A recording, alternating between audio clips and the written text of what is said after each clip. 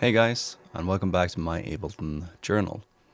In today's journal entry, I wanted to talk a bit about this discovery that I made this week, which relates to delays on your dub techno chords. Until recently, I really struggled with creating off-grid jangly kind of delays, and I believed for the longest time that this was all about just using weird delay plugins or disabling like the time grid on your delays and whatnot. No matter like what I tried and the different techniques that I explored, I couldn't really figure it out until this week. I discovered that if I just use a convolution reverb and I drop in a drum break or any kind of weird rhythmic sample into that unit, then I instantly can create really interesting and complex delays that's going on in the background that aren't fully linear and that aren't fully on the grid. So just to demonstrate this further, we can take a small listen to what this main chord sound here would sound like without this effect rack where I've got loaded in 2 instances of Convolution Reverb Pro.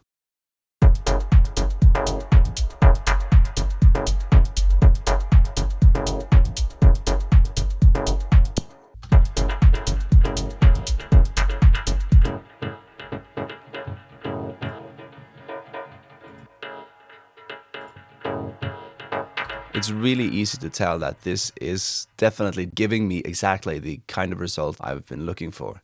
And again, this isn't a really complex and advanced technique, it's just a technique that I feel like I've been ignoring for years already. Let's go through and try and just recreate the basics of this sound so you can start implementing this technique in your own workflow straight away. So the very first thing we need to do is we need a sound source that's going to be affected by this delay. And to save time, I'm just going to go for a sample of a vintage stamp loaded into 1 instance of Simpler. From here on out, I'm going to have to program in some couple of notes. And I've chosen to go with this pattern for this example. I'm also going to go ahead and go over to the filter section, disable the key tracking for the filter, turn the filter down midway approximately, and increase the velocity modulation here to say 60%. That's just because I want the filter to open and close as I increase or decrease the velocity. That being done, the next thing we're going to do is load up Convolution Reverb Pro. From here on out, you can go on and just try out some of the impulse responses that comes with this device. It does have some interesting non-linear impulse responses you can try out immediately.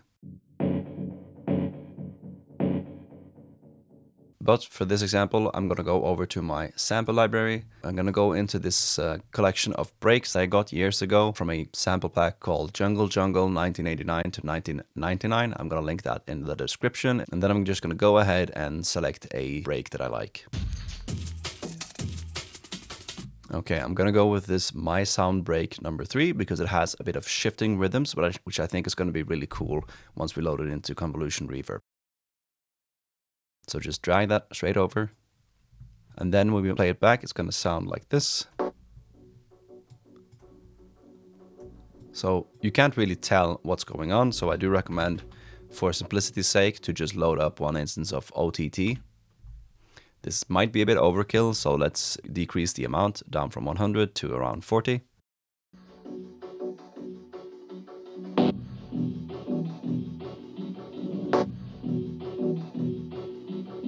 And when that is done, I highly recommend you playing around with the decay and the size parameters. I've come to find that if you decrease the size parameter, it's going to play back the sample in a higher pitch. And conversely, if you increase the size, it's going to play it back at a slower pitch.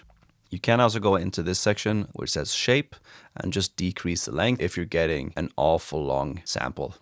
So let's just drag that down to something like 2.445, and if it's a bit too muted, we can always go into the damp section and just boost the highs a bit. The results you're going to get are fully dependent on the kind of break that you've chosen or the kind of sample that you've chosen. You're not limited to only using break samples, obviously. I'm not going to be able to recreate this sound immediately that I already have got going, but this is the basis of the technique, and that's what I wanted to talk about in this video. So to summarize, I used to think that in order to get these interesting delays and these offbeat rhythms to my tracks, I needed to extensively play around with regular time delays or just find this special magic plugin that was going to give me these results.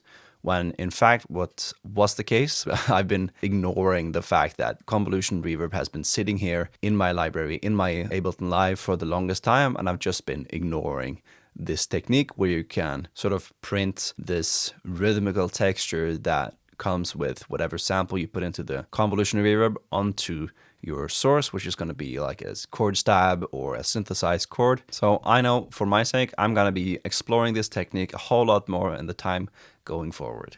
And all right, that's really all that I wanted to talk about in this video. I hope that it was useful, and I hope that